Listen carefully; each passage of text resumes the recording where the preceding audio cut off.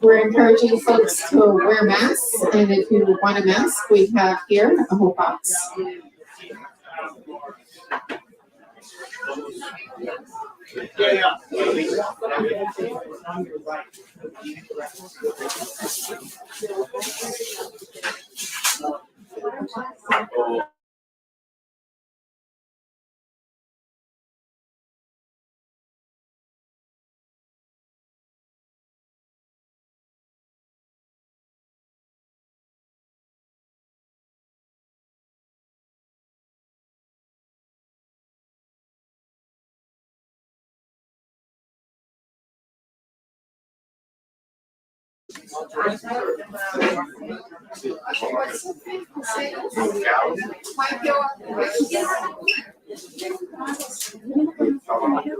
Let's sit there.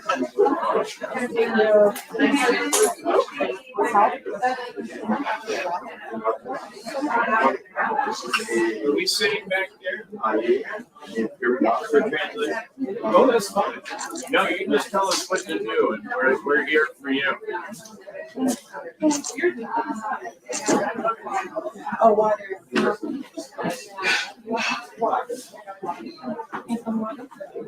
Just some water. Yeah, take that. I don't need it, but just keep it. We're going to stand here. I'm just waiting for some water.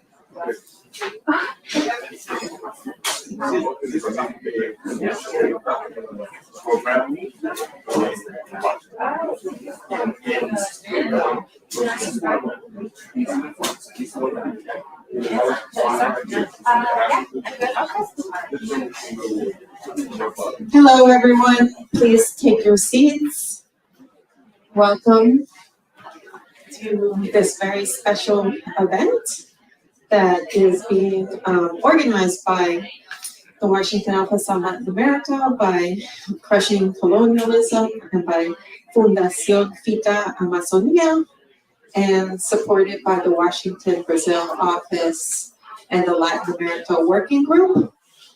We wanted to take advantage of this very special occasion where our friends, the Cuicuros, are visiting the United States, and they will tell you a bit more about what they've been doing here.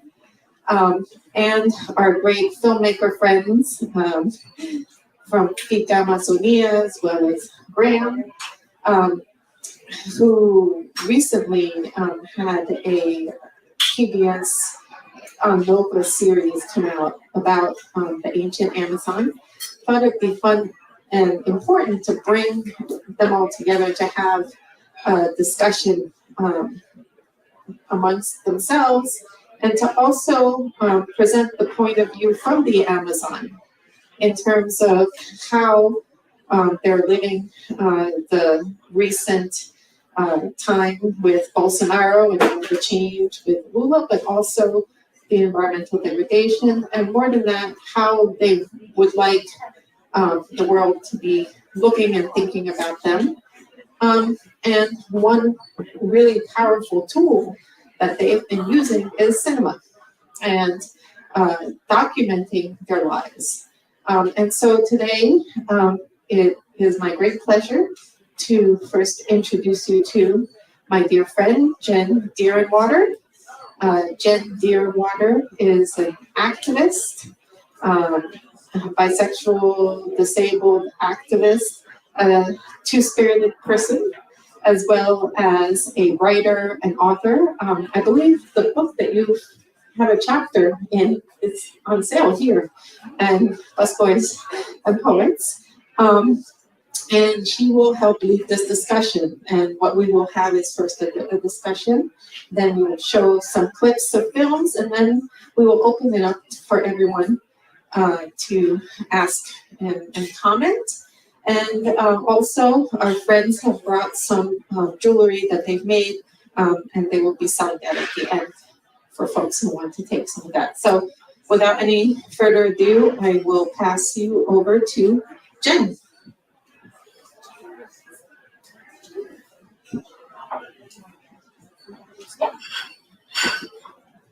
OCO, hello, I'm Jen Durenwater, like Camilla said.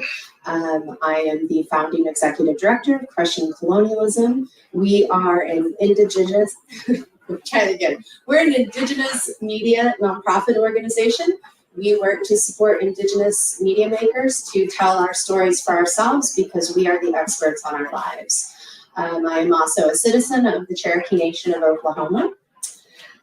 So I want to introduce you to our friends and relatives here from the Curry Nation. So we have Paramount Chief Afukaka Kurikuro. Afukaka Kurikuro is the Paramount Chief of the Kurikuro Nation and the Alto Xingu Indigenous Reserve in Mato Grosso State, Central Brazil. And then next to Afukaka, we have Kalu Tata Kurikuro, who is the president of the Kurikuro Indigenous Association of the Upper Xingu. The Kurikuro Indigenous Association of the Upper Xingu was founded in 2002. It is composed of elected members who work together with traditional leaders, elders, community members based in the Ipatsi village. It is the sponsor of all collaborative work, the documentation and preservation of the Kurikuro language, culture, and history has been ACOX's primary mission since its inception. We also have Lynn Aparicio Blackburn, who will come up later. She is the director of FICA Amazonia. She's the CEO and executive producer of Calle Luna Producciones, SAS, director of FICA Amazonia Foundation and the International Iterate Film and Environment Festival of the Amazon. Experience and interest in training projects, independent audiovisual production of high social and environmental impact. She currently directs the audiovisual narrative workshop El Vuela del Agua, is the executive producer for the UN Women of its 8th feature documentary on the struggles of Colombian women in peace building in the last 20 years. She's leading anti-racist fighter for human rights and freedom of the press in Colombia. And I apologize, I did not introduce one of our other friends from the Kurikuros. So over here we have Chief Amuneri Kurikuro. He is the future principal chief of the sovereign Kurikuro Nation. And then joining us later up here will be Graham Townsley, CEO and founder of Shining Red Films. He is an Emmy-nominated director of documentaries for Nova PBS, BBC, National Geographic, and the Discovery Channel. Originally trained as a PhD from Cambridge in anthropology, Townsley has written, researched, and filmed extensively in Latin America, working on ethnographic, such as The Shaman and the Apprentice, based on his own fieldwork with a tribe from the Peruvian Amazon and from the heart of the world, a film about the Cochi Indians of the Sierra Nevada of Colombia. So welcome everyone.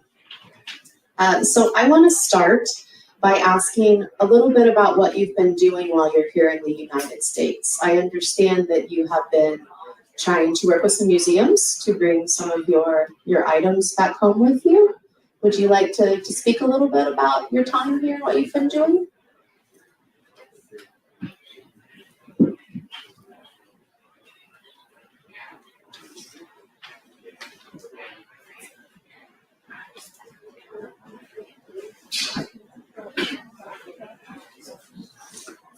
Então, meu nome é Fukaka, cacique do Kurikuro. Gostei muito da visita que hoje agora. E quem conhece mais de pessoa aqui já conheceu. Então, eu estou feliz aqui para a visita que eu vim aqui atrás do Michael. E trouxe visitando cada museu de onde que eu fui, onde que eu conheci parente. Então, isso eu estou muito feliz, tá? Muito, é isso aí.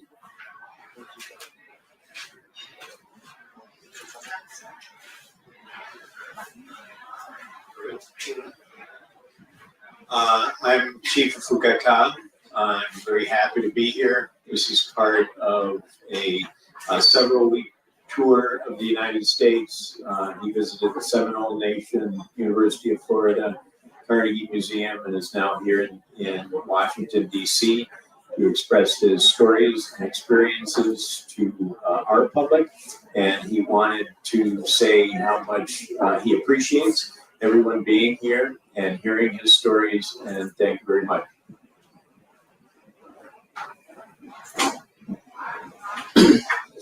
Então, outra coisa eu queria contar para vocês, a associação que a gente tem lá na aldeia Cuicuro. Agora o meu neto, o Carlos Tatá, ele está presidente, meu filho, a Lunarita aqui, ele está, acho que ele vai ficar no meu lugar, cacique lá do Cuicuro. Isso aí leva a minha luta para o povo lá no Cuicuro. Vários povos lá no Cuicuro, 9 aldeias, tá? Então, isso aí, eu estou levando mais que conhecer, quem falou para mim, para nós ter lá do Chico, mas muita preocupação, tá? Preocupação que eu falo, está acabando o mato, está acabando o rio, queimada. Essa é minha luta, como gente, nosso bisavô, andar naquela natureza bonita, árvore, história da árvore, espírito daquela árvore lá. Tipo, a gente sabe que esse mato, a gente não quer acabar tudo isso, a gente quer esse mato, rio, que nós está alimentando lá no Chico, no Cuicuro, tá bom?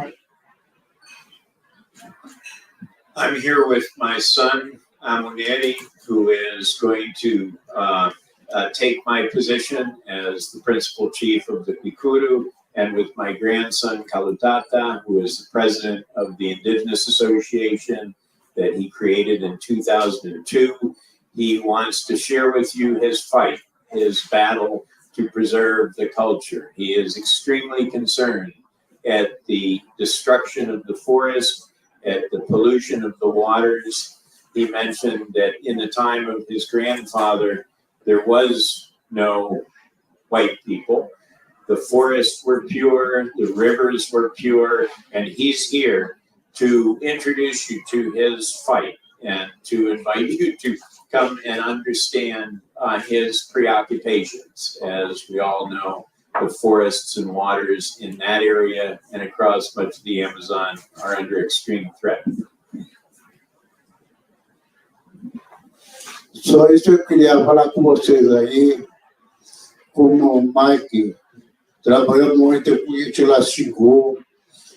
Eu estou feliz com ele, que eu vou repetir de novo, que viagem que eu veio aqui. Já 2 vezes, 3 vezes para conhecer essa cidade, Washington, que mais eu conheço tudo isso, tá bom? Atrás do Mike, que trabalhou lá, ok? Obrigado. He's here with me. My name is Mike Heckenberger. I'm an archaeologist. I've worked for 30 years with the Kwikuru. And he described that this is one of several trips he's made to the United States. And in the past, we visited New York and Boston, the Adirondack Mountains, Pittsburgh. He's here in Washington. This is the 3rd time he's visited Washington. And again, he is here to share his feelings on the struggle that his people faces and how important he feels it is to form collaborations with people who are interested in their culture, interesting to help them, and that's why he's here.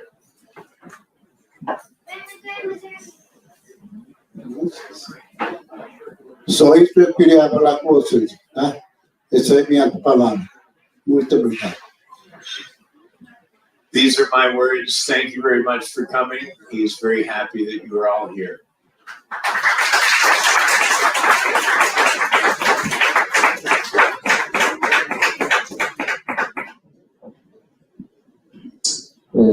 Boa tarde, né?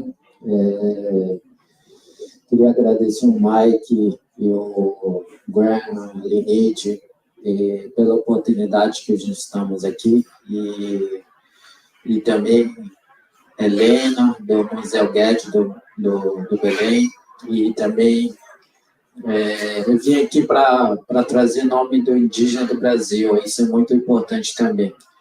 E eu sou presidente da associação e faço membro da coletiva Cuicu de Cinema. E eu estou muito feliz aqui e cada dia mais a gente está ocupando esse espaço e isso é muito importante para a gente mostrar um pouquinho da nossa realidade e preocupação. So my name is Kalutata Kuikuru, his name. He's the grandson of the chief of Ukaka, and he is the president of the Indigenous Kuikuru Association. He is very thankful to Mike Heckenberger, to Graham Tosley, and Lenita Aparicio for the invitation and to be here. And he's also here to share with you all his concerns and his fight. Kalutata thinks it's very important as a Brazilian indigenous people to occupy these spaces, these activist spaces, just like this one here. E eu vou falar um pouquinho da audiovisual aqui. Então, através da associação, a luta do meu avô cacique, ele pensou muito para criar uma associação e para a gente gravar a cultura tradicional, como a história, canto, reza e outro também material e imaterial também que a gente temos ainda. Nossa cultura também é muito forte, então é muito importante a gente ter uma cineasta indígena. He makes a brief background on the Kuikuru Indigenous Association that was created in 2002 by his grandfather. And the main objective of this association is to document their cultures, their living cultures, their ceremonies, their languages, rituals, both material and immaterial culture. They live very vivid and strong culture, and he is now in charge of this documentation work, which is so important to share with the world and also with future generations. Por que a gente temos esse cinema indígena? Para a gente gravar e registrar a nossa cultura, que acabei de falar também, e também fazer parte do política também. E para a gente mostrar a nossa luta, para a gente mostrar a nossa realidade, que para aqueles pessoas que nunca conheceram a nossa realidade, isso é muito importante, porque hoje em dia o trabalho da cinema indígena é muito valorizado dentro da comunidade. Within this association, there's also this collective of Kuikuru filmmakers, and they are working on the documentation and displaying aspects of their culture. And they feel not only documentation, but also this is a means to show the world their fight to maintain the traditions, the culture. So they use cinema, they use the movie making as a way to move on this fight in order to maintain their cultures. Então, tudo essa surgiu a luta pela FUCACA, que ele pensou muito, porque a gente temos um problema para a perda de cultura indígena. Então, antes de a gente perder isso, ele pensou para gravar ele criou uma associação, através da associação ele conseguiu trazer uma oficina para ensinar o indígena como cineasta. E temos também o meu tio Tacumã, ele é grande cineasta e ele está fazendo muita luta e está registrando também. Agora ele está no outro também trabalho, ele não podia vir aqui também agora. E também ele está passando essa experiência para mim também, por isso que eu faço membro da coletiva Cuicu de Cinema. Então, cada dia mais a gente está passando para a nova geração que está vindo e a nossa história, a música, para não perder a cultura, né? A língua, de música, história, nome do objeto também, isso é importante que está gravado dentro da associação. This association, he acknowledges, is part of his grandfather's fight to maintain culture through documenting as much as possible their cultures. He acknowledges this process of erosion of culture through more and more contact with society, with outside society, which has been growing from the generation of his grandfather to his generation, and the concern with the future generations. So the main objective is to document, not only to show people, but also to have a record, faithful record of their objects, the process of making, the living, the lifestyle in their villages. He's member of the Kwikuru collective of filmmakers, and his uncle, Takuma, is a very well-known filmmaker, and has been able to show the world several aspects of their culture. Então, essa é a importância do cinema indígena que eu estou falando para vocês saberem, e que a gente são nativo indígena mesmo, a gente tem uma cultura muito forte, e a língua também é muito forte. Então, por isso que é importante a gente temos essa cinema indígena, e também para não acabar a nossa cultura, né? E também faz parte da política também, e hoje em dia a gente considera uma ferramenta de arma de luta, essa máquina, e a gente trocou com flecha e com papel e câmera. Através dessa cinema indígena, a gente luta, a gente mostra a nossa preocupação, porque cada dia mais os fazendeiros, o governo ataca nosso território.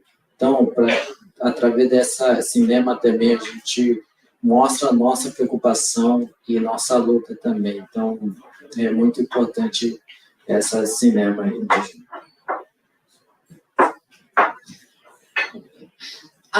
So through this association and several workshops, they now can manage the technology. They make the films themselves. They don't need other people to come to their village to do this work, because they do it themselves. And now that they are able to manage such technologies like the cameras became their fight, their fight. So they use the camera in order to fight for their cultures. If in the past there were arrows and arrows, now they use the camera and the paper to show their fight.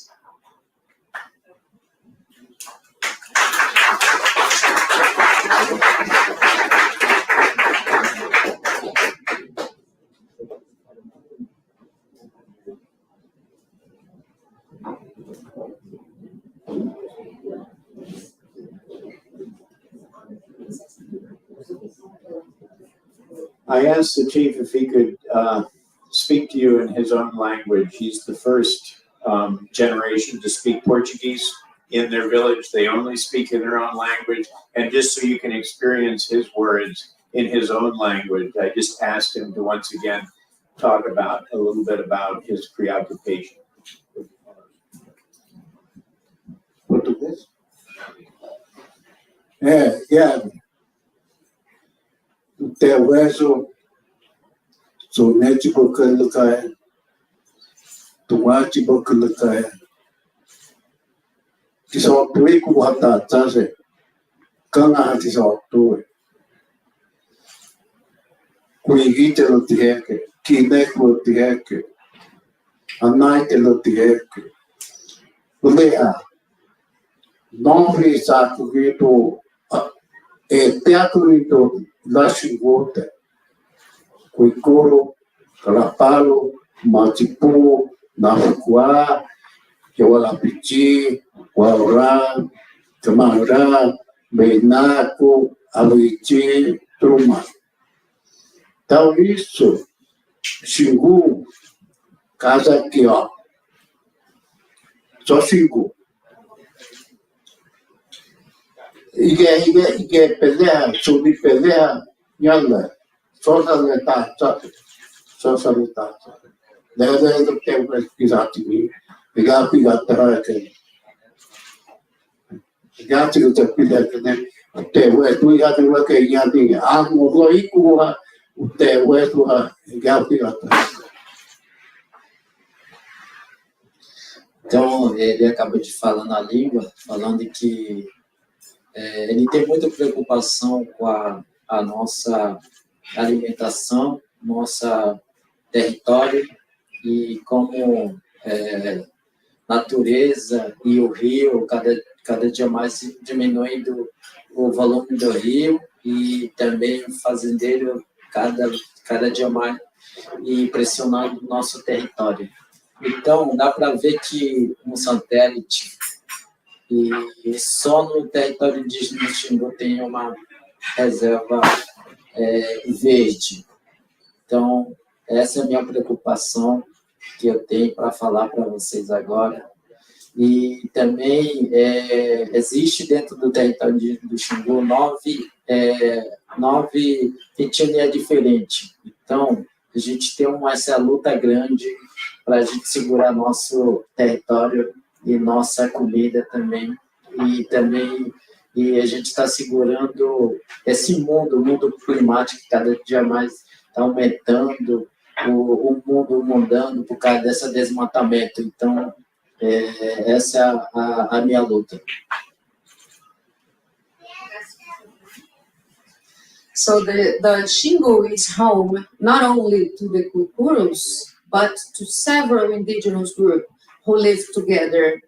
Kuikuro, Kalapalo, Nafukua, Matipu, Yawalapiti, and several others. There are different groups that share the same territory, and they share the same preoccupations, the same concerns with their nature, with their waters, with their rivers, with their foodways, with their culture. They all share together these concerns because they are being in a situation that's being pressed by agribusiness, by deforestation, by climate change, and all these things together, they are pressing their situation. They're pressing their lives and their lifestyles in the Xingu. Just that he said that our lands and the other communities that he mentioned are an island of green, the only remaining island of green in an otherwise deforested landscape.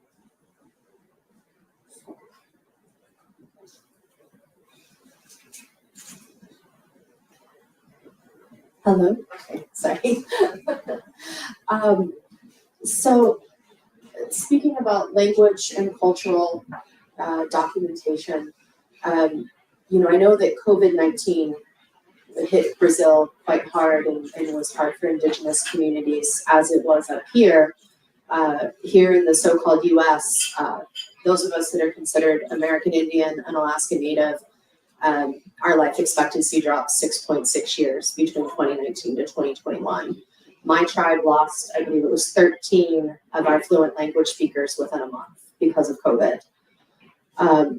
So I would love to hear a little bit about like how did COVID-19 have an impact in the work that you were doing, in the film and the documentation?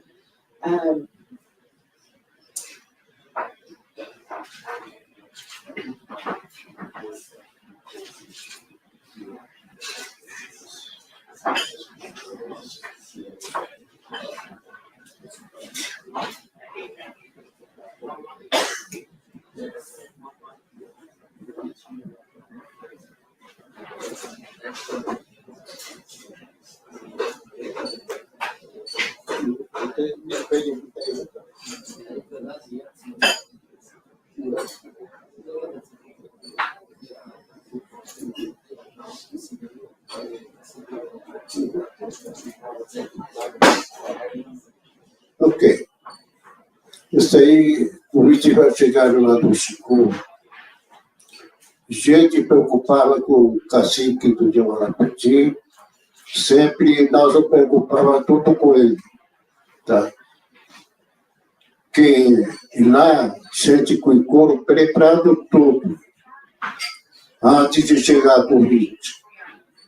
Então, foi isso muito triste, que esse cacique, meu colega, meu crescer junto, grande cacique, esse Covid mataram ele. Tá? Eu também pegaram lá do povo cuicuro, ainda bem que não tinha morrido pessoa. Tá? Gente procurou ajuda para, antes de chegar o Covid, a gente conseguiu material, remédio. Aí que Cuicuro ninguém morreu. Ninguém morreu com Cuicuro. Ainda bem que a gente ficou, ninguém morreu. Tá? A gente conseguiu remédio, que material conseguiu. Aí o outra aldeia, para lá, Meiná com o camarada, que o Alapiti, procurou gente para dar ajuda para essa associação que tinha isso. Aí a gente ajudou, eu ajudei eles lá. Eu estava doente. Tá? Esse aí foi um convite muito complicado para nós todos.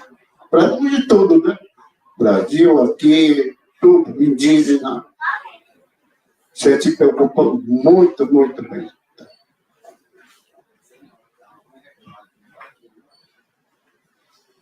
He said that they suffered during the COVID epidemic. Everybody suffered pandemic across the globe. He mentioned that his great friend and another paramount chief of the region passed away during the COVID epidemic. He initiated a response and called for help from people who he knows, including ourselves, to develop a response. They called in doctors and hospital beds and oxygen tanks. He mentioned that many of the other villages asked him for his help, which he gladly contributed, but that many groups surrounding him, some of the groups that he previously mentioned, did not survive as well. And COVID had a dramatic impact. Of 6 elder chiefs of his generation, 3 were lost in the COVID epidemic or pandemic. And he really mobilized the forces to protect his people. His son reminded us that no Kwikuru were even hospitalized due to this response that he initiated through the association. So that was very successful for his community, but he greatly laments that his dear and old friend, he said they were raised together as chiefs, passed away in that epidemic, as many others did. Vou complementar um pouco sobre essa a pergunta, né? Então, durante a Covid-19, era um momento bem difícil, não é para a gente só, acho que para o mundo inteiro. E a gente acompanhou quando estava começando pelo TV, né? E a gente nem sabia o que era essa doença. A gente viu que ele estava matando muita gente. Então, a FKK pensou que o que eles iam fazer antes de chegar essa doença. E falou com o final do companheiro dele, quando estava chegando no Brasil. Então, ele começou a procurar ajuda, falou com o Mike, para a gente procurar ajuda antes de chegar essa doença no Brasil. A gente nem sabia como que a gente ia tratar essa doença, mesmo que a gente tenha uma medicina tradicional e medicina não indígena. Então, é um momento bem difícil e quase a gente perdeu ele durante o Covid-19.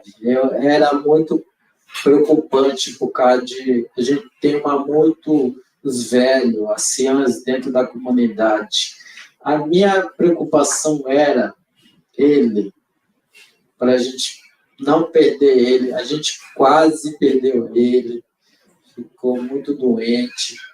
A gente conseguiu manter o dia, ninguém sair, ninguém morrer. A gente conseguiu essa luta durante o Covid. E também a gente agradece muito ele, Mike Heckenberg, a equipe dele, que ajudou muito.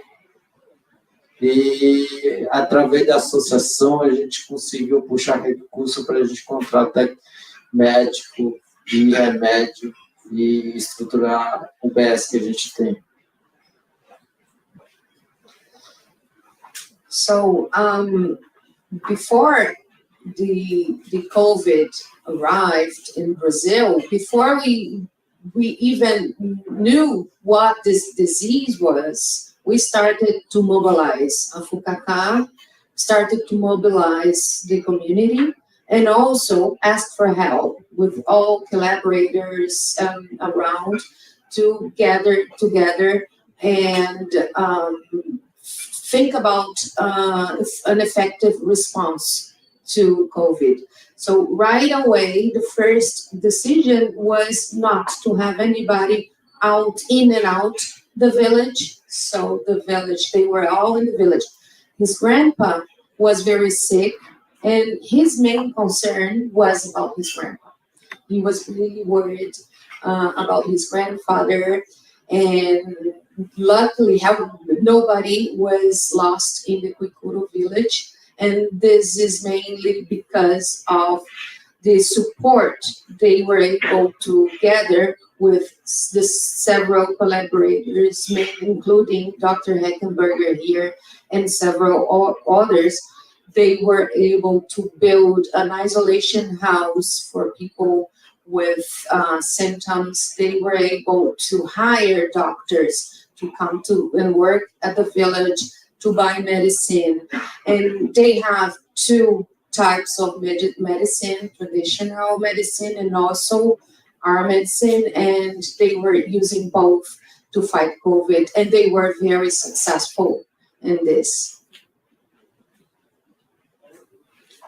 Então essa que eu tenho que falar para vocês, que a gente passou durante a Covid-19, e muita aldeia morreu, os caciques, a gente perdeu muitos caciques, e a única aldeia que a gente conseguiu vencer, a aldeia Kwikuru, que ele está aqui agora com a gente, e a gente tem muitas coisas para aprender com ele ainda, por isso que a gente lutou muito para perder ele, porque eu mesmo, eu sempre estou com ele, eu aprendo cada dia mais com ele e com vocês também, como hoje, cada lugar, cada dia eu aprendo com muitas coisas com vocês. Então, foi assim que a gente fez durante o Covid-19. Several villages, several peoples from the Xingu, not only from the Xingu, they lost their chiefs, they lost their elders, and along with this loss, they lost lots of knowledge. And this is Kalutata's main concern, is to follow the steps of his grandfather and to learn from him as much as he can, so he can gain more cultural knowledge and keep their fight.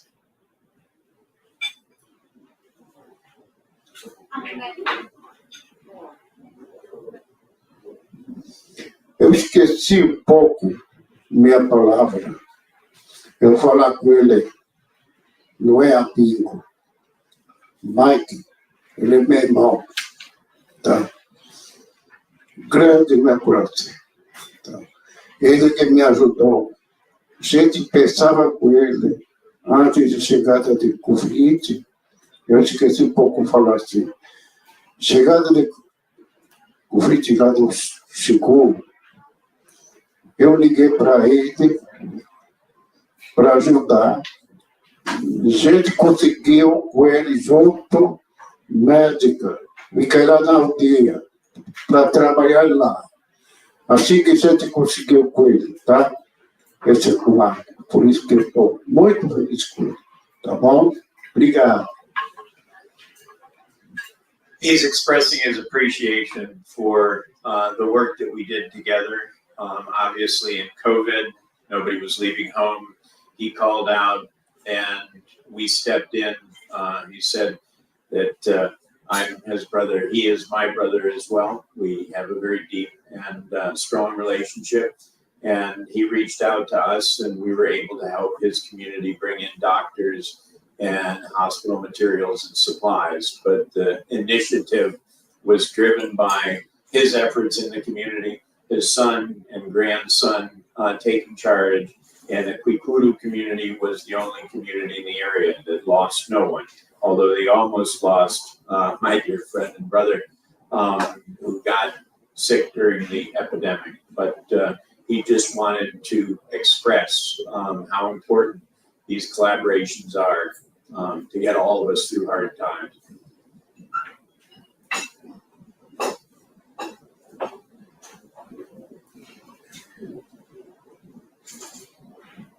Thank you for all of that. I think that this highlights some of the importance of Indigenous traditional knowledge and Indigenous sovereignty. When Indigenous people are able to take care of ourselves without the colonizers' interference, we do so much better. And I think that this was a really great example of that. And so part of what led me to ask that question was seeing a short film that you all made about COVID-19. And I'd love to hear more about how you've used media to move Indigenous people in Brazil. Specifically, I know that you all helped bring a lot of people to Brasilia for some protests, I believe against Bolsonaro. And I've also seen a short film that was encouraging people to vote for Lula. So I'd really love to hear a little bit more about how you're using media in that way.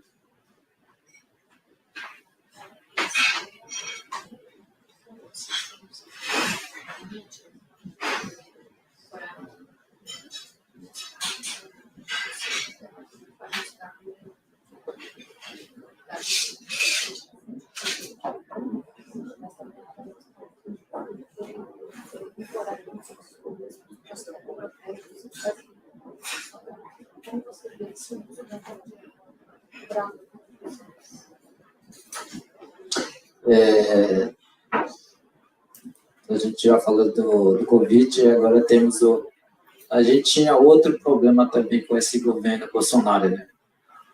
Eu mesmo não gosto de falar esse nome, porque me dá raiva mesmo.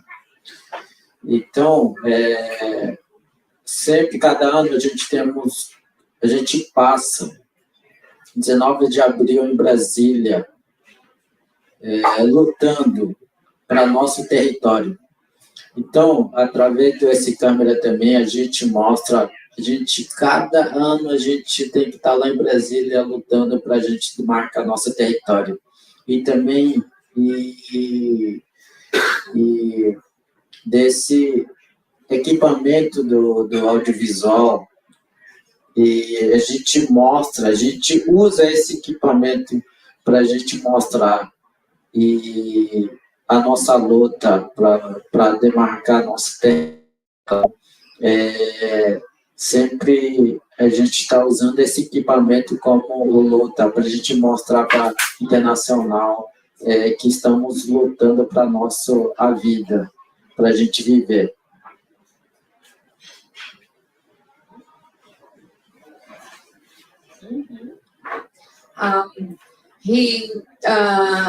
So we talked about the fight for territory, we talked about COVID, and there is this other problem, huge problem in Brazil, which is politics. He doesn't even like to say the name of former president that is finally out, because they've suffered a lot on anti-indigenous politics.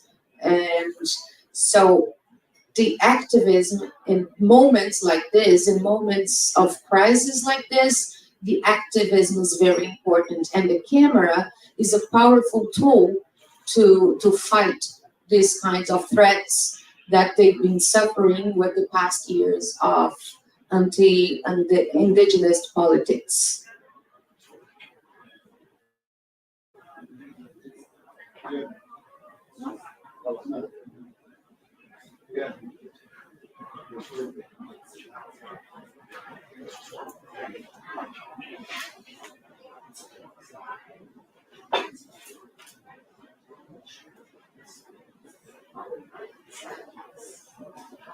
So I know we're going to show some short films in a bit, and one of them is specifically about climate change and the Amazon and the health and the well-being of the Amazon.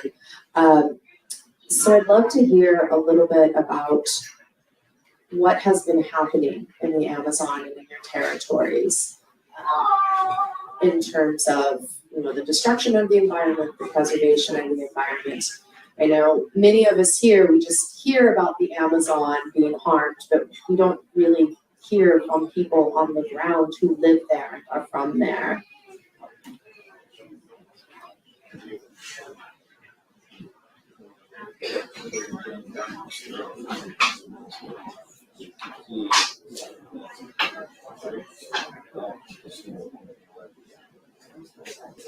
Ok. Climática, que sempre eu estou muito preocupado com isso. Tá? Como eu falei, a natureza vai acabar. Que isso aí leva mais bastante minha preocupação no Chico. Ok? Então, isso que eu vou levar daqui para a comunidade Cuicuro, contar mais. Eu estou aqui fora do Xingu, Brasil. Então, hoje, não sei que esse ano vai ter queimada. Cada ano tinha, não é de época de vovô, não tinha isso não. Nada de queimada. Hoje em dia, não sei, eu não sabia que essa começou queimada de mato. Por isso, eu estou cada vez eu estou preocupado. Cada ano eu estou preocupado. Então, isso leva muita coisa, minha cabeça, preocupado para a comunidade. Eu vou lá com a comunidade, conta para a comunidade, como é que o jovem está pensando agora. Sempre minha preocupação para tudo, para o Brasil. Tá bom? Obrigado. He knows about climate change. He's aware of climate change. He talks to his community about it. He is extremely concerned because wildfires that never in the living memory of the Kwikuru affected their forest. In the time of his grandfather, there was no wildfires. Now every year there are wildfires, and that his community is keenly aware of the effects. You'll see the film which describes that very well. But he is talking constantly to his community about the importance for the young people to know that they have to address this, they have to understand this. He really paid a lot of attention to the wildfires that are terrorizing their village yearly. Sobre mudança climática, vai ver sobre mudança climática e não perder os territórios e que é o que está acontecendo. Tá, e como ele acabou de falar também sobre mudança climática, né? E ano de nosso, época do nosso ancestrais, né? A mundo era tudo gelado, porque o vento não era quente, e o clima era tão bonito e gostoso, mas hoje em dia não. A gente não sabe qual dia que vai chover, cada dia mais está esquentando o sol, parece que vai queimar a pele. Então, essa a nossa preocupação também. E a gente preocupa com o nosso natureza e também pelo ar. E também está prejudicando muito a nossa alimentação. Nosso planta também, nosso alimento de planta de mandioca e outro também. Então, a gente está segurando essa floresta para a gente e para o mundo inteiro também. Então, eu acho que só nós que está segurando essa mudança climática, né? Porque cada dia mais aumentando, está esquentando também, e a gente não sabe como é a sol e chuva também, e o rio está secando também, então essa desmatamento também e está acabando com a nossa natureza. E também tempo de nosso avô, eles tocavam uma fogo, só que apagavam, mas hoje em dia não, ninguém pode brincar com a fogo. Se tocar uma fogo, já queima tudo. O vento está muito forte, o clima está muito quente. Então, a gente tem muito essa preocupação também. So, at the time of our ancestors, climate was more beautiful and climate wasn't so unpredictable as it is today. It rains when it rains, and it rains a lot. When it's hot, it's hotter than ever. When it's cold, so today we cannot predict climate, and with that we cannot plant our food. We don't know when the fishes are ready to fish. So we're also facing struggle with food because we cannot predict the climate. So these changes, they are very dangerous for us, for our maintenance of our culture. The rivers, they are drying. The rivers are drying. The forests are burning. Today, we can't even think about using fire because everything can burn right away. So wildfires are coming closer and closer to our villages. The air that we breathe is bad because of such fires. The water and the rivers are drying, so we cannot have the fish. So this is very serious, and we're very concerned about climate change. along with deforestation and along with all the situation in the Amazon today.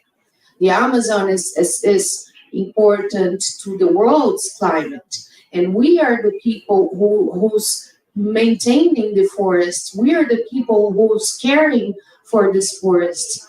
And so, yeah, I think this is it.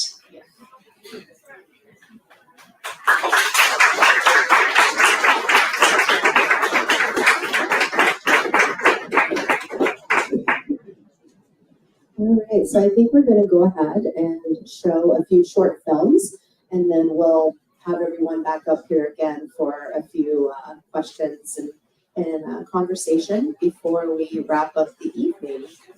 All right.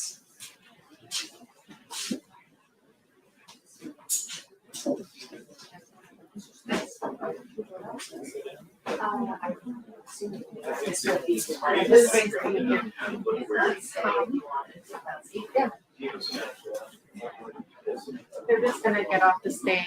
We're gonna pour it down the stream. So 1 minute.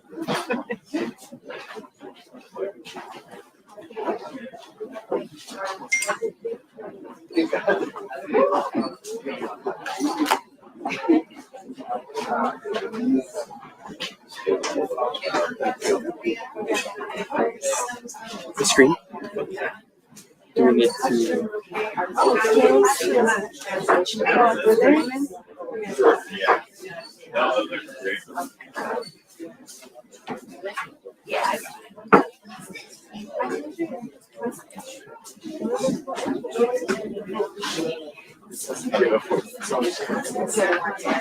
Can you?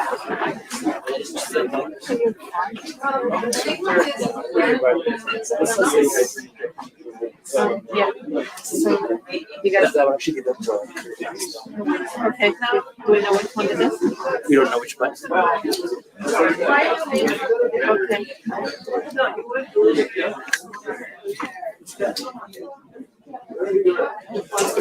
There you go.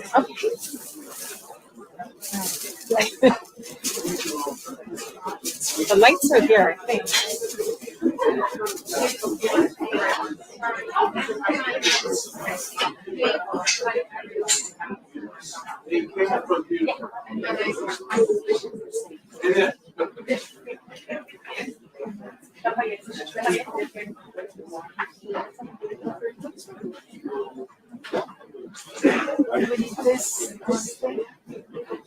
Necesitamos esto. Y este de aquí no es. No es esto. No es esto.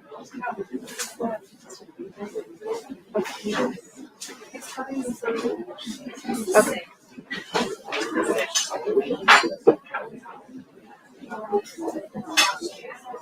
He's coming. This is game boss.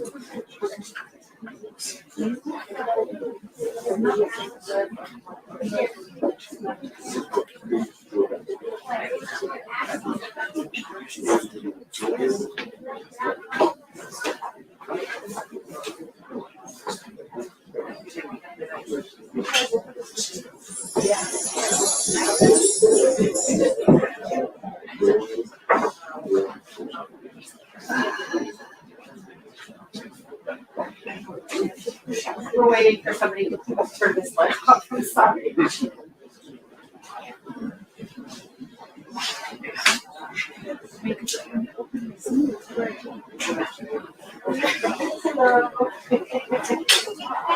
it again. Lights off. Which lights? Off. Yes. Yeah. Uh-huh. You're welcome.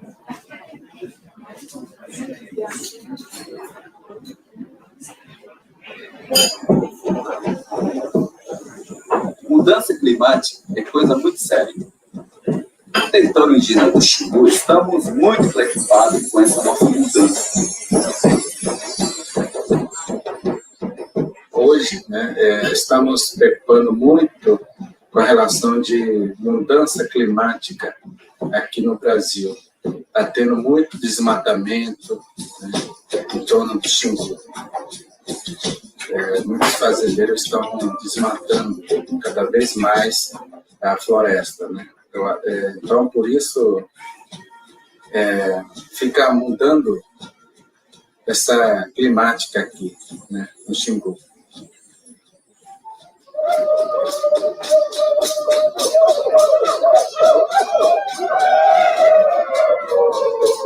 Todos os Xingu preocupam muito com essa climática.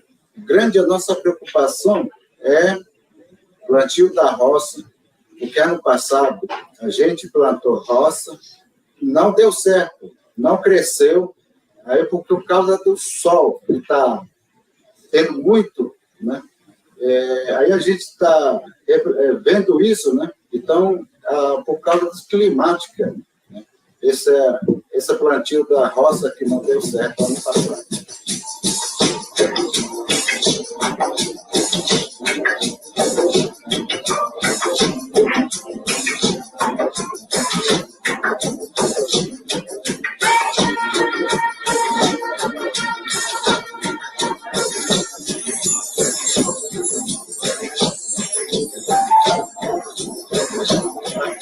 O rio não está com qualidade certa, porque cada vez está diminuindo. Por causa disso aí, isso que a gente vê vendo, né, preocupando, até o peixe está morrendo. É porque em todo o Xingu, o fazendeiro está jogando os agrotóxicos. Então, isso já está acontecendo aqui no Xingu. Então, isso é muito preocupante para nós. Eu não sei como é que a gente pode recuperar isso. Uma coisa, ninguém contar com ninguém rondando. Então, amém. Então, eu peguei contato com o Renato, peguei aqui no pegar troco, peguei contato. Waktu dia troco, ligar troco, ligar bateria, não quer ele bateria.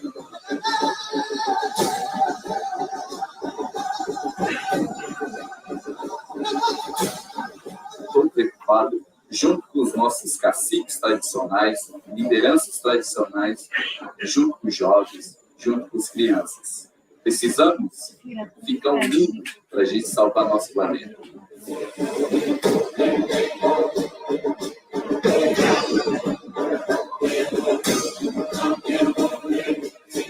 Mudança climática é coisa muito séria.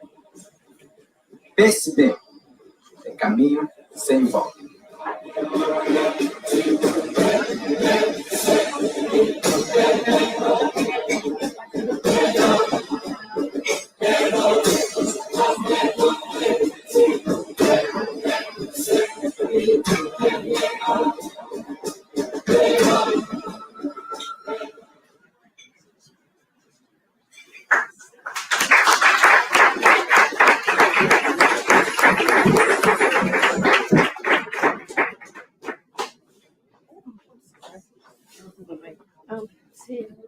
Okay, so the next film is just going to show a little bit about the work of Fundación Tica Amazonia for friends who helped us bring the curos here today and who do technical training of indigenous peoples in how to use this equipment and do their own films.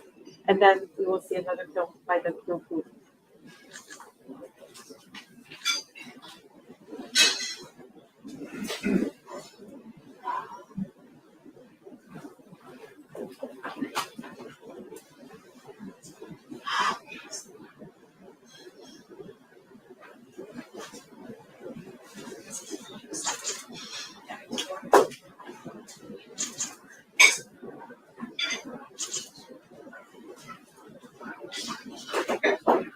Una palabra no dice nada y al mismo tiempo lo esconde todo, igual que el viento que esconde el agua, como las flores que esconden lo todo.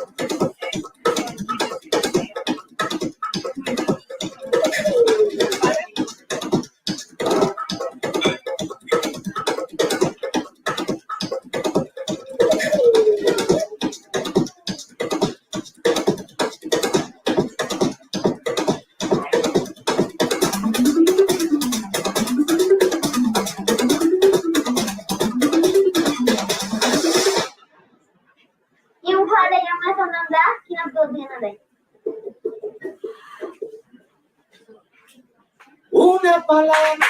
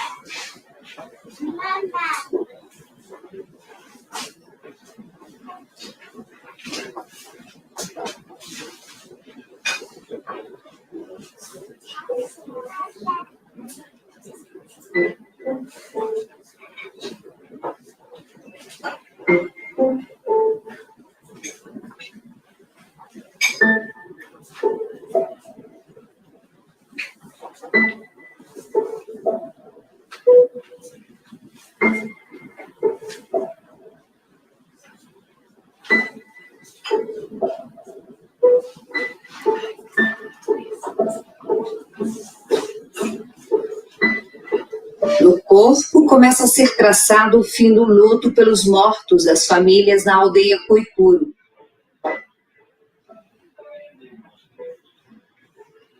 Todo pé tem o traço forte e reto. É a vida que ressurge em imagem de peixe no homem. Fico imaginando o tamanho do peixe, bem assim, quadrado, meio quadrado.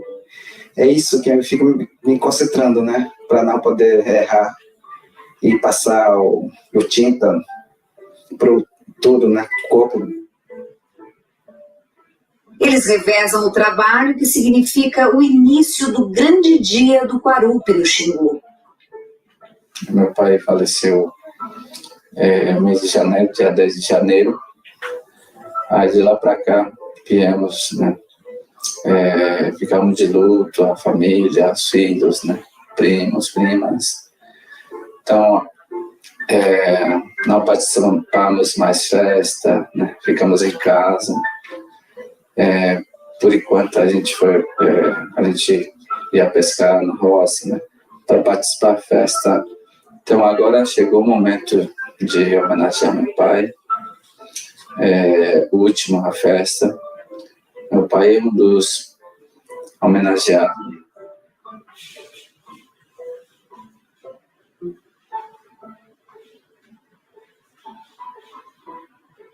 Que é uma homenagem a uma pessoa que morreu. E o que eu acho interessante aqui é o seguinte: na nossa sociedade, a gente vale pelo que consome e pelo que produz, né? Você, uma pessoa que tenha dinheiro, tudo morre 4 horas da manhã, 4 horas da tarde está sepultada. Aqui, uma pessoa que não vai produzir mais nada e consumir mais nada, todas essas pessoas estão aí há um ano trabalhando, fazendo uma homenagem a uma pessoa que morreu. Então, acho que isso é forte. Isso é a cultura forte. Então, mantém sempre. Não acho que ela modifica, mas a essência permanece. Enquanto os primos se concentram na arte, que é própria dos Cuicuru, a mãe de Tugupé prepara o peixe e a mandioca processada para a família.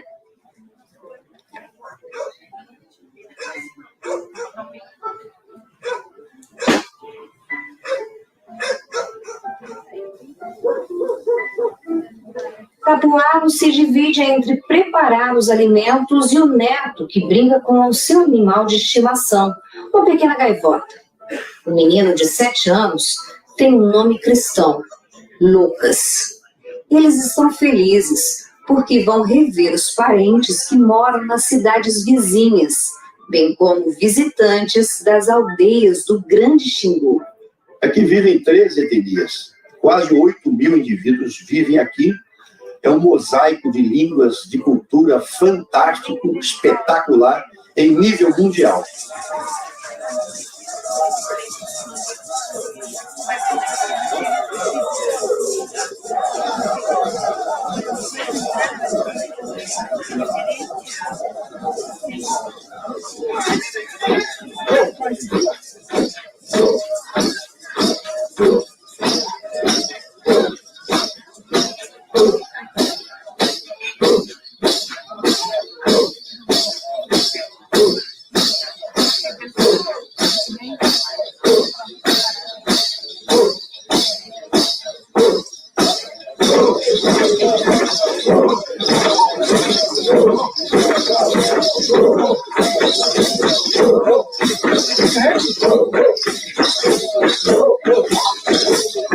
Por aqui parece uma torre de Babel.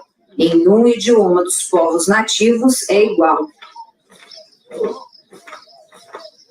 Eles se comunicam em português, que aprenderam assim que a escola entrou na aldeia. 20 anos, escolinha entrou aqui no parque. Está na hora, o governo fala, está na hora, indígena brasileiro tem que estudar, precisa estudar.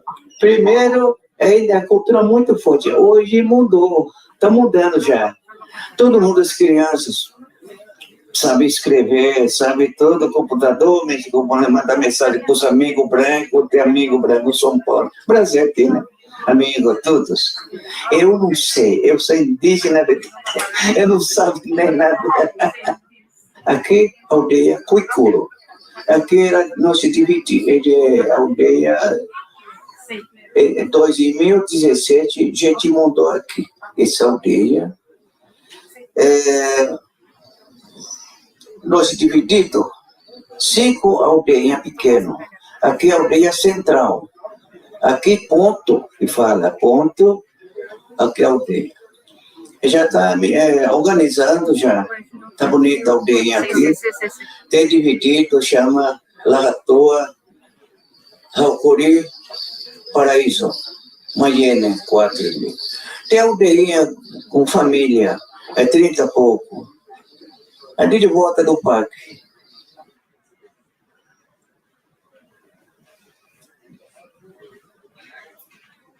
São visitantes institucionais e até turistas que se hospedam nas ocas. Todos querem conhecer o Guarupi. Quando vim para cá da cidade, né, aí eles ficam querendo saber qual que é a cultura da nossa, né. Aí eu tento chamar eles para conhecer a nossa cultura, né, como a cultura de vocês é diferente e do que da nossa, né. Aí essa cultura nossa, todo mundo fala que é ritual, né? Aí, quando convido eles, aí eles falam que é difícil para eles virem, né? Tipo, sem ser chamado dos outros. Os conhecidos podem ser convidados, né? Como, tipo, se eu chamo meus amigos, Yes, unfortunately, the translation that we thought was there is not there. So we're going to just pause it now. We've got a sense, no offense to the Kuikuros, and continue the discussion. Okay, so we'll turn everything on again.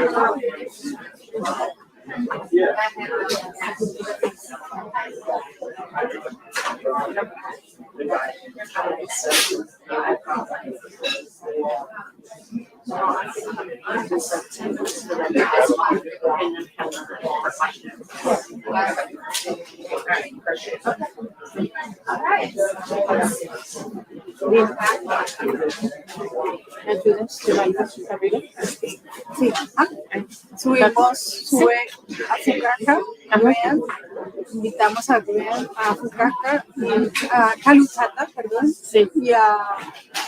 y yo. Okay.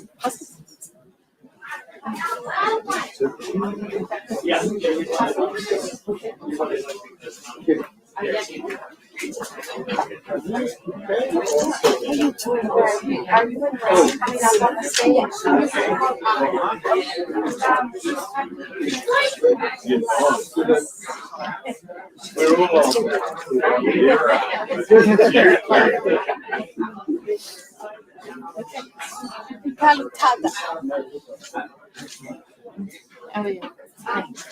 ¿Y cómo se hace la luz?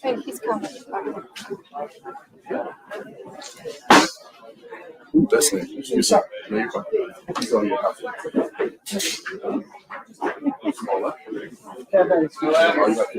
Everybody up again? Yes, please. Yeah. You can just move that up and down. You're good. Second? All right. Little bit.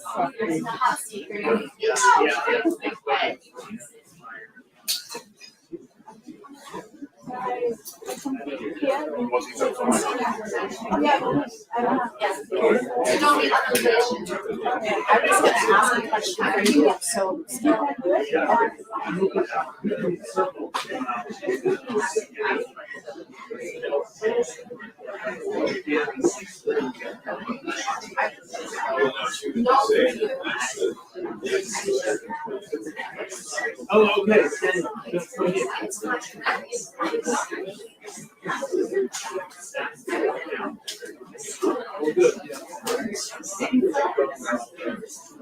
All right, everyone, we're going to have a few more questions here and then a Q&A for the audience. So I have a question for you, Lynn, about the work that you do as a filmmaker and with Fika Amazonia. So I'd love to hear a little bit about what drew you to this work, and specifically, kind of about the work of Fika Amazonia and how you're supporting Indigenous filmmakers in the Amazon.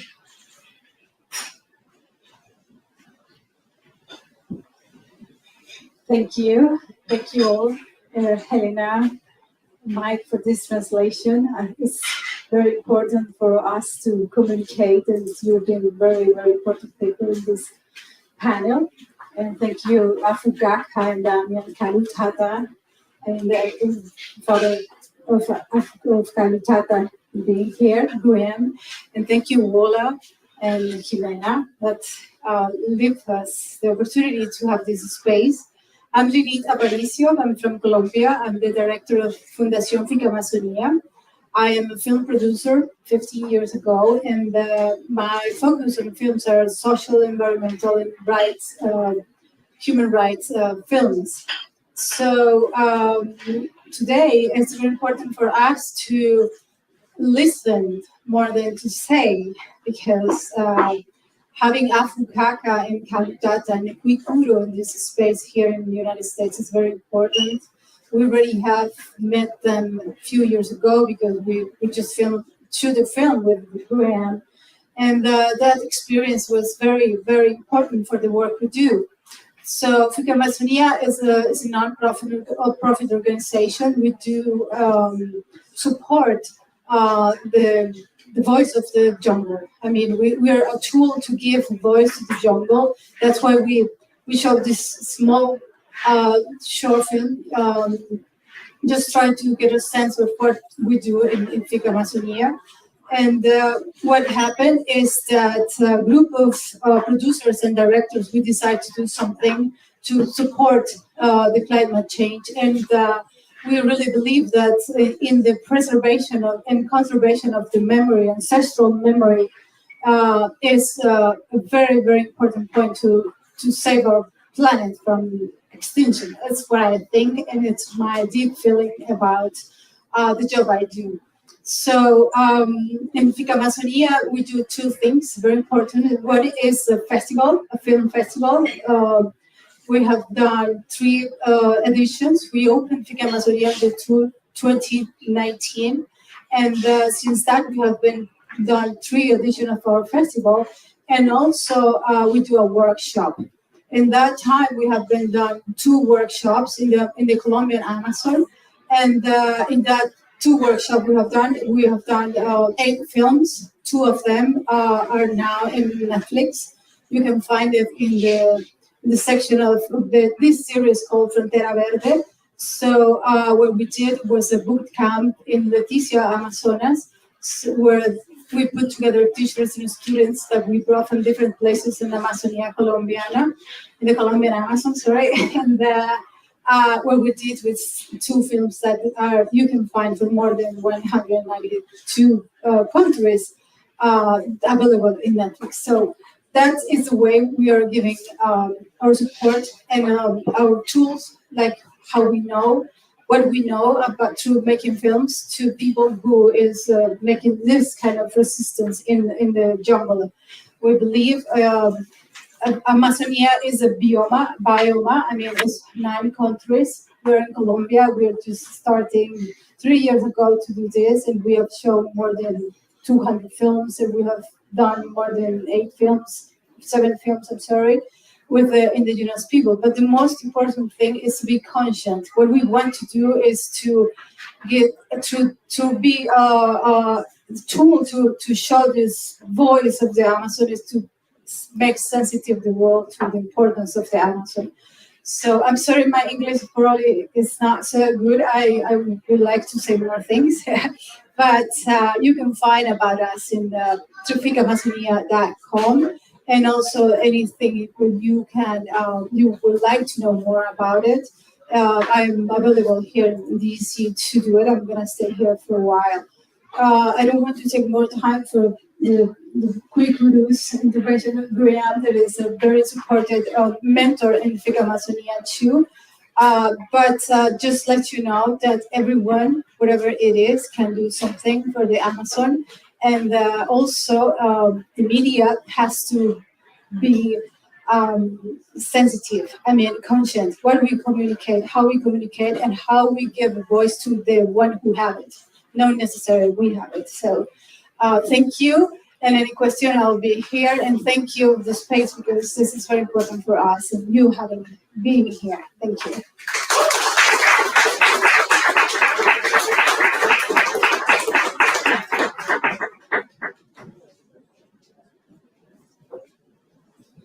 All right, thank you, Lynn. So a question for Graham and for Kalutata. So you've recently, and Lynn as well, you recently had a Nova episode of PBS come out, a documentary called The Ancient Builders of the Amazon, which I watched, and it's wonderful, so you should watch it. So I would love to hear a bit about, this project, what led you specifically to, those areas to film, what was the process like, why that specific project? Like, how did you end up there? Good evening, everybody. That was a film that I'd been thinking about for a long time. Many years ago, I did a doctorate in anthropology, and I did research in the Amazon with an indigenous group in Peruvian Amazon. And the Amazon has always been very close to my heart since then.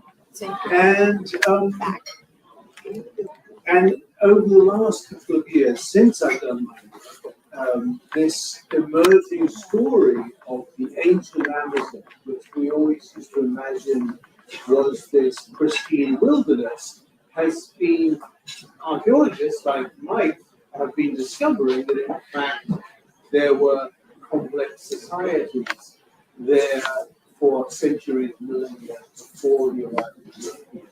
So that seemed to me a story that was just important and beautiful to tell.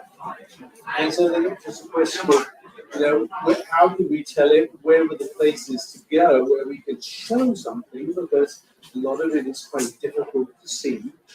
And so it evolved. We ended up going to Bolivia, to Brazil, to Peru, and to Colombia to show some of the most striking discoveries come from all that work. But one of the most beautiful things for me was something we shot in Brazil with Galutata, who was there participating. And it was about the work of a young generation of indigenous archaeologists who are discovering their own parts of their own society, learning the tools of archaeology and discovering the parts of their own society. And what was so really touched me and moved me was the excitement I felt around the indigenous students as they did that. Because this was something, and there's a parallel story there with the story of film. Because just as Daniel was saying, they are now learning to make their own films. They don't need people like me to make films about the past. Now they're able to make their own. I think I want to underline what an important and beautiful evolution that is.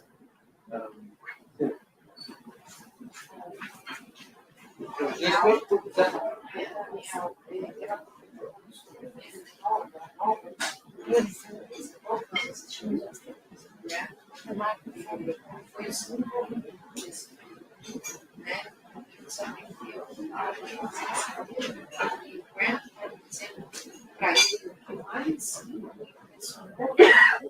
Ver uma geração de jovens arqueólogos, mais arqueólogos brasileiros, que era câmera, e ver como dessa nova geração está se envolvendo das ferramentas para contar e conhecer as nossas histórias. Isso tem que ter um paralelo entre a arqueologia e cinema. Então, ele quer saber de você agora, você agora seu envolvimento como é a gente como entrevistado no Festival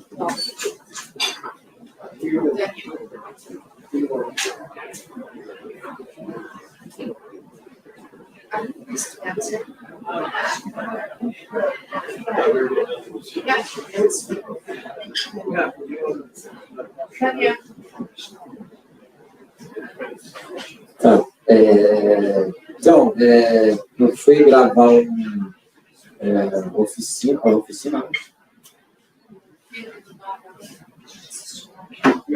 O filme que a gente produziu com ele, né? Eu fui como aluno e também sempre, cada dia mais estou aprendendo, né? nova amizade que eu fiz com ele também, como produtor de filme. E também, cada nova geração, a gente está aprendendo o que vem para a gente, né? O que vem do outro mundo que a gente fala, porque a gente fala que nós temos dois mundos, o mundo do nosso e o mundo não indígena. Então, cada vez mais a gente está ocupando o espaço que a gente está aprendendo com os amigos também. E eu fico muito feliz também que eu estou seguindo esse caminho de cinema. E foi honra aqui trabalhar com ele também, e que eu gostei muito. E eu agradeço muito também, Helena e Mike, também tudo através dessas pessoas que eu fui trabalhar com ele também, foi impressionante. E a primeira vez foi na São Gabriel da Cachoeira, e eu gostei muito também. E estamos aqui para aprender com isso também, cada dia mais a gente vai estar aprendendo também sobre essa cinema indígena. E eu fiquei muito feliz também para ver os parentes também que estão aprendendo arqueólogo indígena também. Eu fiquei muito feliz lá também para ver o trabalho que eles estão fazendo. Eu fiquei, nossa, falei, e muita gente, muito indígena trabalhando isso também. E eles me viram também como um cineasta indígena também. E fiquei muito feliz trocando experiência com o outro, né? Então, eu gostei muito também. Então, a gente está vivendo com esse mundo agora, e cada espaço a gente está ocupando, cada lugar indígena agora. Eu fico muito feliz também e lutando junto. So, Kalutata, he has participated on this production, this Nova production, as a filmmaker. So he was behind the camera, and also as interviewed as a character, a person on the film. And he's very happy and thankful for this experience. He's learned a lot with Graham, with Lilith, and with all the crew. He's always learning. He's learning all the time. And for this particular experience, he's very happy and thankful. With this production, he had the opportunity to travel to São Gabriel da Cachoeira, which is one of the places that is on this film. And he had the opportunity to meet several indigenous like himself who are studying to become archaeologists. So this was for him an opportunity of exchanges. Himself, Kalutata, is studying and becoming a filmmaker, a young filmmaker, and he's had the opportunity to know these other indigenous becoming archaeologists. And this was a beautiful exchange for him, Kalutata, and he thinks also for them, the indigenous archaeologists. So they had a very good interaction there, and the experience was very fruitful. And again, he is very happy and he is very thankful for being part of this project.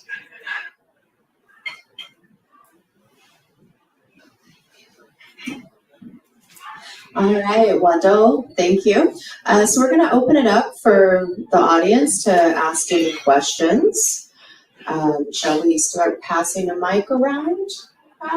Do we have another working mic?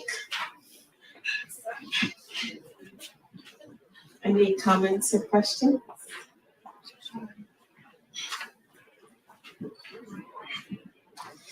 Thank you very much for your presentation, for your films, but especially for the work you do. I have a question about politics in Brazil, because you did mention it.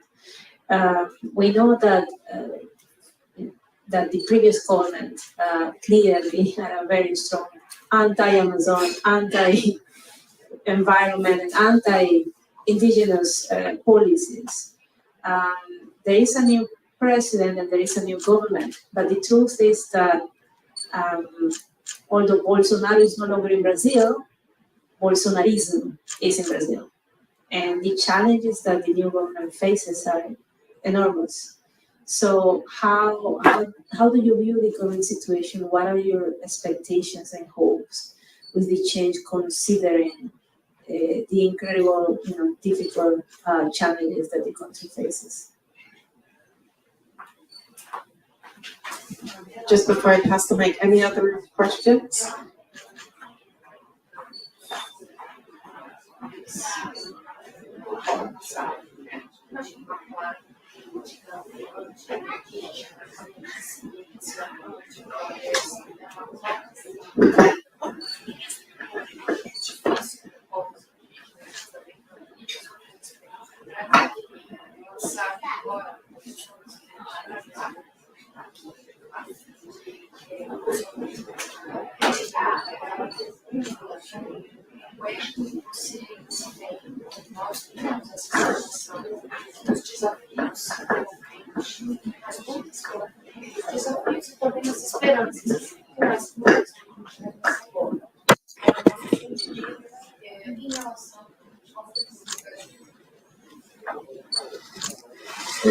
Muito bom. Que nem eu falei hoje, acabei de falar aqui também sobre essa governo que a gente vive no Brasil, não dá para explicar nada. E a gente não foi, a gente não teve esse problema também. Tem vários, o projeto também que tinha caído, como o museu também, outro área que trabalha com natureza também. E ele queria acabar muito com isso, por isso que a gente lutou muito, juntou com os outros parentes também para derrubar esse governo, porque não dá para viver com esse governo, porque o cara é louco, não dá para, não pensa assim, não pensa para o futuro. Então isso que a gente viveu durante 4 anos, né? Mas agora estamos com outro governo agora também. E a gente temos 4 anos para a gente esperar um pouco também, e também desse governo atual. E ele tem um pouquinho com relação com o indígena. E também ele botou o primeiro Ministério Indígena do Brasil, né? E também a gente fica muito feliz com esse governo que está fazendo atual, do que anterior, né? Porque anterior queria acabar o indígena. Até falou para o mídia que queria comer indígena. E isso, ele atacou muitos, vários projetos, além de território indígena do Timor, que ele, durante dessa campanha dele, fala que nem queria marcar a terra indígena, nenhum centímetro que ele queria marcar a terra indígena. Então, nenhum indígena que gosta dele, porque ele queria acabar com a nossa vida mesmo, e deixou muito problema com o nosso parente também, que está acontecendo no Brasil, que chama Yanomami, que está sendo atacado, o território, o garimpo, o desmatamento. Então, desse governo que estamos vivendo agora, acho que ele não vai conseguir arrumar tudo isso, tudo que ele deixou problema no Brasil, não é só com a gente também, que o outro projeto também. Então, que nem você falou, até ele fugiu aqui no Miami, que esse governo daqui também manda ele embora para o Brasil.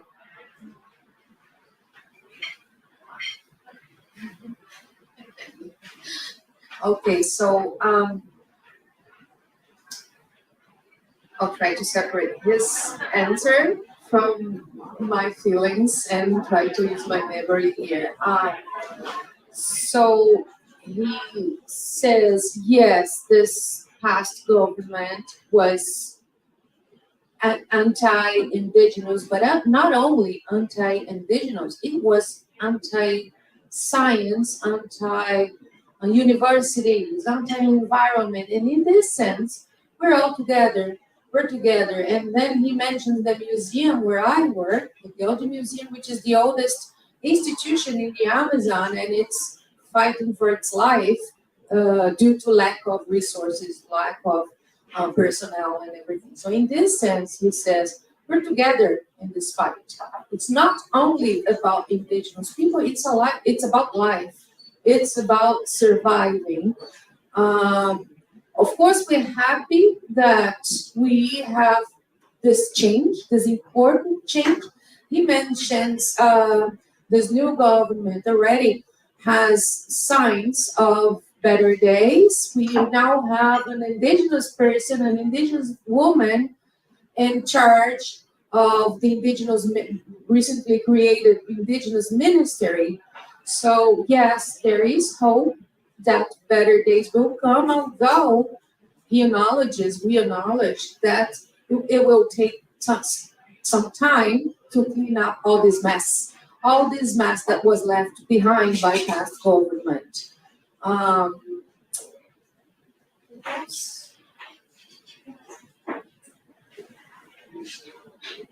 Yeah, I think this was it. So yeah, we do have hope, although the fight is still on. We still need to be activists all the time.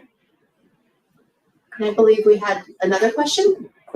Yeah, first, thanks for being here and thanks for presenting and showing your film. I'm curious to know if your goals as artists and filmmakers are the same as your goals as conservationists and activists. And I would also like to maybe hear a response from Fika Mozonia. Maybe provide an answer.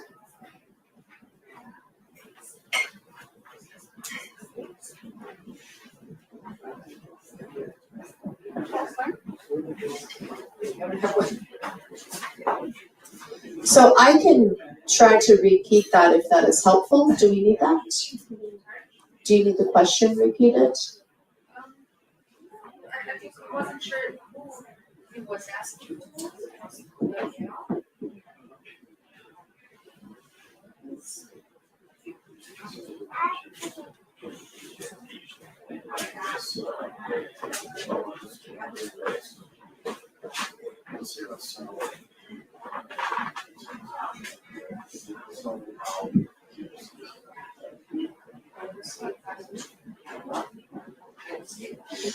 I'm going to, while they translate to Kalutata, I'm going to answer you what I think. I think they're different. I think audiovisual is a very important tool for both, activism, conservationism, and filmmaker, natural. But in the work we do, we put that together because we need to maintain that integral dialogue. If you don't feel being a conservationist, you don't have the conscience of what we need to take care of in this environment in some way. But you don't have to be an expert. But you can, as a filmmaker, help to understand from science, like we did with this film in Nova, many points of view together that goes for the different roads to the same statement that we have to be conscious and take care of the planet. I don't know if I give you the answer like I wanted, but I think all we can be conservationistas, all we can be audiovisual makers, because we are in this system that all the time is asking us to produce content, and that's a tool.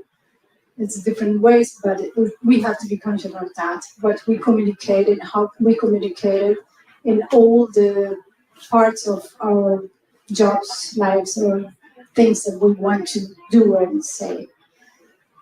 So maybe some of you want to say a little thing.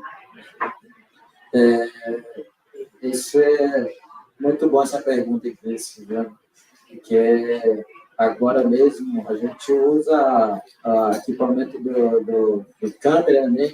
E sempre a gente vai estar levando junto com a nossa luta também, e para a gente lutar para entre nós mesmos. Isso é muito importante, a gente trabalhar com com cinema indígena, e para a gente vai estar lutando pela nova geração. Quero que a nova geração venha com essa luta que a gente está lutando agora também, mas eu mesmo sempre vou estar fazendo esse meu trabalho e, ao mesmo tempo, lutando para o meu povo também. Isso é muito importante para a gente.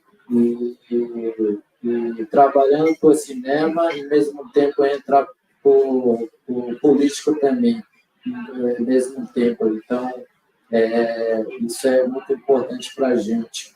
E para a gente lutar junto, né? Porque eu faço também na área da política e, ao mesmo tempo, usando esse equipamento de câmera, e com isso a gente vai estar mostrando também a nossa luta. Então, esse é o nosso objetivo, para como usar a ferramenta de luta, né? Então, é muito importante falar isso.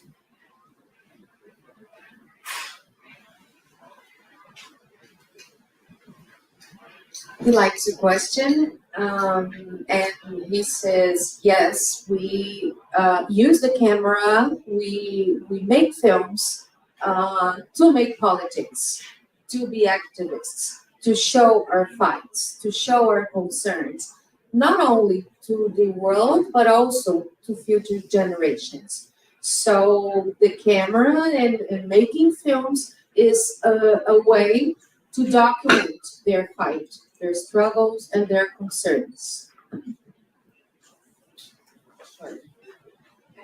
All right, so that is going to bring us to the end of our event. I just have a couple of closing notes. If you have not signed up on the sign-up sheet by the door, please do so. Crushing Colonialism has a lot of exciting programming we'll be soon announcing, and we would love to keep you all up to date. And then our friends here from the Kuripuos also have some really beautiful jewelry for sale out here. And so I want to say wado, thank you, to Paramount Chief Afukaka, to Kalutata, and to Chief Amuneri. I also want to say thank you to Lynn and Graham for being with us, and Jimena and Wola. And thank you to our two anthropologist friends back here who have provided translation. We have Helena Lima and Michael Heckenberger. So, thank you so much for coming tonight.